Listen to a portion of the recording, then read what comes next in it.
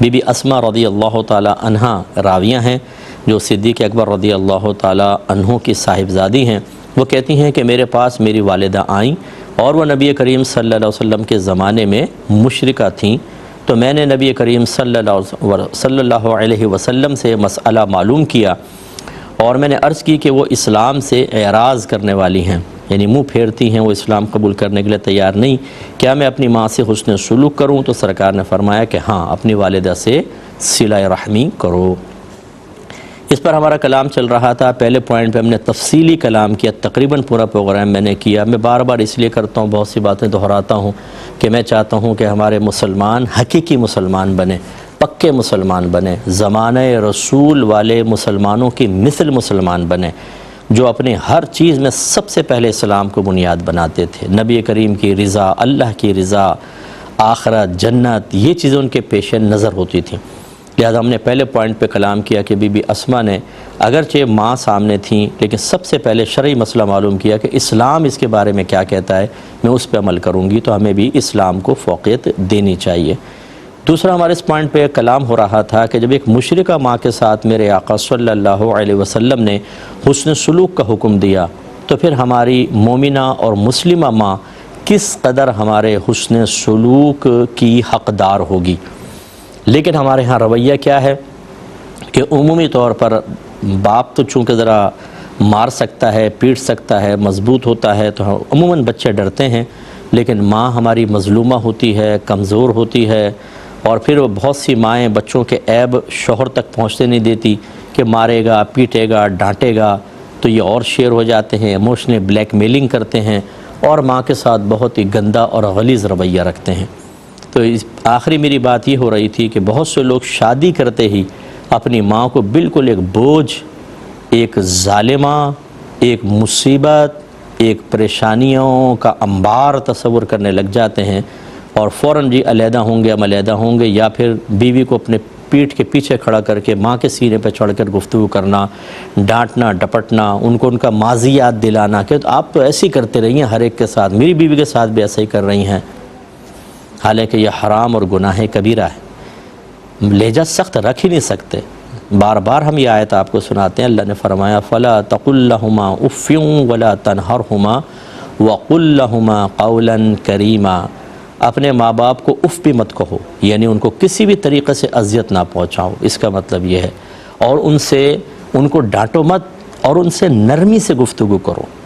تو دیکھیں، اذیت منع، لہجہ سخت کرنا منع، آواز اونچی کرنا، شاؤٹنگ کرنا منع، تو کس طرح جائز ہو سکتا ہے؟ لیکن وہ بیویاں اور میری جو بچیاں مجھے سن رہی ہیں، کیونکہ بعض اوقات ساس بھی سن رہی ہوتی ہے اور بہو بھی سن رہی ہوتی ہے، جب ساس کی فیور میں بات جاتی ہے تو بہو کے منہ کا زاویہ بگڑ جاتا ہے، جب ہم بہو کی فیور میں کہتے ہیں تو ساسیں بد دعائیں دینے لگ جاتی ہیں، میرے خیال میں کہ یہ مفتی صاحب ایسی باتیں کر رہے ہیں، حالانکہ ہم کسی کے فیور میں نہیں کہتے۔ اگر کوئی ایسی بچی ہمیں سن رہی ہے تو خدارا میں ایک ہی بات آپ کو کہوں گا، کل آپ نے بھی ماں بننا ہے، اللہ آپ کو اولاد نرینہ بھی عطا فرمائے، جب آپ کے بیٹے کی شادی ہوگی اور وہ اپنی بیوی کو آپ کو دھکا دے کے لے کے جائے گا، اس وقت آپ کو احساس ہوگا کہ اپنے شوہر کے دل میں اس کی ماں کی نفرت اور کراہت بھر کر جو آپ نے اس کو علیحدہ کیا ہے، اس کی تکلیف کتنی ہوتی ہے، اس کی اذیت کتنی ہوتی ہے۔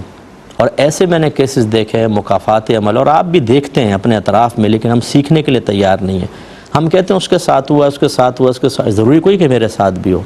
یہ خوش فہمیاں جو ہیں ہمیں گناہوں پر دلیر کر کے رکھتی ہیں، لیکن چلیں، ضروری تو نہیں کہ آپ کے ساتھ ہو، لیکن یہ بھی تو ضروری نہیں ہے کہ آپ کے ساتھ نہ ہو۔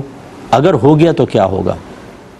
ماں بیٹوں کے اندر نفرتیں پیدا کر دیں آپ نے، اب آپ انتظار کریں کہ ایک اور کردار ابھرے گا جو آپ کی بہو ہوگی، اور وہ آپ کے بیٹے کی نفرت آپ کے دل میں ڈال کے لے کے نکل جائے گی، پھر کیا ہوگا؟ اچھا، یہ بھی ضروری نہیں ہے کہ یہ ذہن میں رکھیں کہ اگر کوئی بیٹا اپنی بیوی کو لے کے نکل گیا تو اب آپ یہ کہیں کہ مجھ صاحب نے کہا تھا مکافات عمل، اس کا مطلب ان کی ساس نے بھی ایسا ہی کیا ہوگا اپنی ساس کے ساتھ، یہ ضروری نہیں ہے۔ لیکن یہ بھی ایک چیز ہوتی ہے، اس کو بھی ذہن میں رکھیں۔ تو بہرحال اپنی سگی ماں کے ساتھ ایسا رویہ نہ رکھیں۔ جو ایسے بچے مجھے سن رہے ہیں، ایسے بیٹے سن رہے ہیں، ایسے مرد حضرات سن رہے ہیں جو اپنی ماؤں کو چھوڑ بیٹھے ہیں، ان کو تکلیف دی ہے، اذیت دی ہے، خدارا بیوی آپ کو جنت میں لے کے نہیں جا سکتی، ماں لے کے جائے گی۔ میرے آقا صلی اللہ علیہ وسلم سے ایک صحابی نے پوچھا، یا رسول اللہ میں جہاد پہ جانا چاہتا ہوں۔ فرمایا تمہارے والدین میں سے کوئی زندہ ہیں؟ عرض کیا رسول اللہ میری والدہ ہیں۔ فرمایا ان کی خدمت کرو، اسی میں تمہارے لیے جہاد کا ثواب ہے۔ آپ اندازہ کریں سرکار نے تو یہ ارشاد فرمایا۔ ایسے ایک صحابی نے آ کر پوچھا، یا رسول اللہ مجھ پر سب سے زیادہ حق کس کا ہے؟ فرمایا تمہاری والدہ کا۔ عرض کی پھر؟ فرمایا تمہاری والدہ کا۔ عرض کی پھر؟ فرمایا تمہاری والدہ کا۔ عرض کی پھر؟ فرمایا تمہارے والد کا۔ تو علماء نے اس سے نتیجہ نکالا کہ ماں کا حق باپ سے 3 گنا زیادہ ہوتا ہے۔ 3 دفعہ نبی کریم نے ماں کا ذکر کیا، چوتھی مرتبہ والد کا ذکر کیا۔ حالانکہ والد ماں پر حاکم ہے، عزت اور عظمت اس کی زیادہ ہے، لیکن حق ماں کا زیادہ رکھا ہے۔ اور ایسی ہستی کے سامنے آپ چیختے ہیں، چلاتے ہیں، اور یہ بچیاں جو مجھے سن رہی ہیں، جو اپنی ماں سے بدتمیزیاں کرتی ہیں، ماں کے برتن دھو لو چیخنا شروع کر دیں گی، چلانا شروع کر دیں گی، آپ ہمارے پیچھے پڑی رہتی ہیں۔ ماں کہتی بیٹا زیادہ موبائل نہ دیکھو، آنکھیں خراب ہو جائیں گی۔ ارے امی آپ پرانے زمانے کی ہیں۔ بھائی وہ تو پرانے زمانے کی، آپ جدید دور کے ہیں، پڑھیں ذرا انٹرنیٹ پہ جا کے آرٹیکلز، ڈاکٹرز کی رائے دیکھیں، جن لوگوں سے باہر والوں سے آپ متاثر ہیں انہی کی رائے دیکھ لیں کہ کس قدر مسلسل موبائل یوز کرنا، مسلسل ٹیبلٹ یوز کرنا، کمپیوٹر یوز کرنا آپ کے برین پر کتنا ایفیکٹ ڈالتا ہے، آپ کی باڈی پہ کتنا ڈالتا ہے، آپ کے آرگنز کے کارکردگی پر کتنے اثر انداز ہوتا ہے۔ ذرا پڑھیں تو صحیح، ذرا جا کر آپ اسٹڈی تو کر کے دیکھیں۔ ماں غلط تو نہیں کہہ رہی، انہیں تو آپ نے یہ ایک طرح سے احساس سے کمتری میں مبتلا کر کے گویا کہ تاخیر اور ذلت کے ساتھ ان کو خاموش کروا دیا۔ بھئی آپ پرانے زمانے کے لوگ ہیں، آپ کو نہیں پتہ جدید دور میں کیا ہو رہا ہے۔ وہ بیچاری خاموش ہو جائیں گے ڈر کے کہ ہاں یہ تو جدید دور کے ہیں۔ تو آپ کو نہیں پتہ جدید دور میں کیا تحقیقات سامنے آئی ہیں؟ یعنی سامنے والے کو خاموش کروانے کے لیے اس طرح کے لفظ کہہ دینا وہ خاموش ہو جائے، اور خود پھر خطرات سے کھیلتے رہنا۔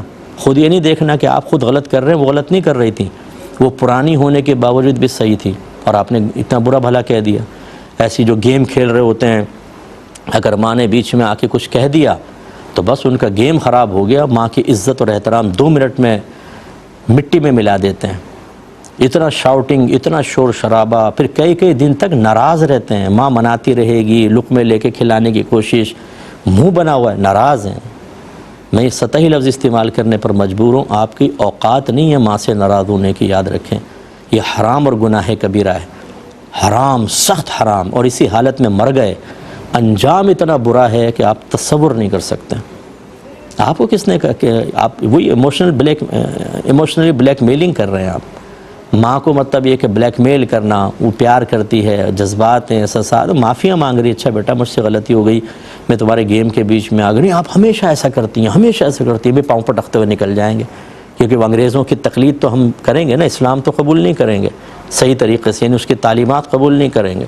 وہی ہم دیکھتے ہیں ڈراموں کے اندر، فلموں کے اندر، بیٹے نے باپ کے منہ پہ تھپڑ مار دیا، ماں باپ سمجھا رہے ہیں، کھانا پھینک کر پاؤں پٹکتے ہوئے چلے گئے صاحب، اور شاؤٹنگ کر رہے ہیں، چیخ رہے ہیں، چلا رہے ہیں، بال یہ نوچ رہے ہیں، دروازے زور زور سے بند کر رہے ہیں۔ بالکل بیانی آپ دیکھیں یہ حرکتیں ہمارے اندر آ گئی، یعنی انگریزوں کی شکل بالکل ان کا عکس ثانی۔ وہ شاید اپنے بال نوچتے ہوئے بھی وہ تصور میں وہ انگریز ہوگا کہ میں اس کی طرح کر رہا ہوں، اس میں بھی وہ پراؤڈ فیل کر رہے ہوں گے کہ بڑا ہم کو کارنامہ کر رہے ہیں۔ بھائی یہ مسلمان تو جو اسلام کے قریب ہیں وہ سر جھکا کے کھڑے ہو جاتے ہیں، ہم نہیں سر جھکاتے، ہم انگریزوں کی تقلید میں سر اٹھاتے ہیں اور چیختے چلاتے ہیں۔ اللہ نہ کرے، اللہ نہ کرے، یہاں چیخے چلا رہے ہیں، قبر میں بھی چیخیں سننے کو ملیں گی، میدان محشر میں بھی آہیں فریادیں نکل رہی ہوں گی، پھر اللہ ناراض ہوا، اور جہنم کے اندر وہاں تو وہ چیخیں ہوں گی کہ الامان والحفیظ۔